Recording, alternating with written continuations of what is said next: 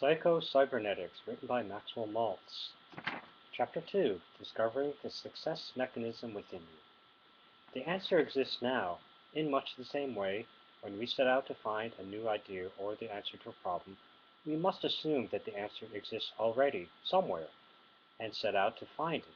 Dr. Norbert Wiener has said, once a scientist attacks a problem which he knows to have an answer, his entire attitude is changed. He is already some 50% of his way toward that answer. Norbert Wiener, The Human Use of Human Beings.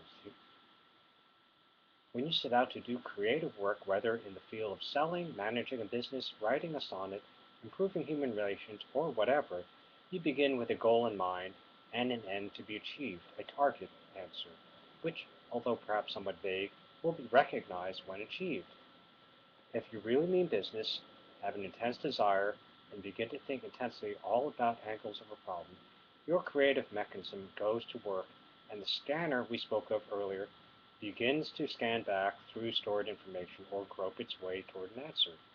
It selects an idea here, a fact there, a series of former experiences, and relates them, or ties them together into a meaningful whole which will fill out the incompleted portion of your situation, complete your equation, or solve your problem. When this solution is served up to your consciousness, often at an unguarded moment when you're thinking of something else, or perhaps even as a dream while your consciousness is asleep, something clicks, and you at once recognize this as the answer you have been searching for. In this process, does your creative mechanism also have access to stored information to a universal mind? Numerous experiences of creative workers would seem to indicate that it does. How else, for example, does the experience of Louis Agassiz told by his wife? He had been striving to decipher the somewhat obscure impression of a fossil fish on a stone slab in which it was preserved. Weary and perplexed, he put his work aside at last and just tried to dismiss it from his mind. Shortly after, he waked one night, persuaded that while asleep he had seen his fish with all the missing features perfectly restored. He went early to the Jardin des Plantes, thinking that on looking anew at the impression he would see something to put him back on the track of his vision. In vain, the blurred record was as blank as ever. Next night he saw the fish again, but when he waked, it disappeared from his memory as before.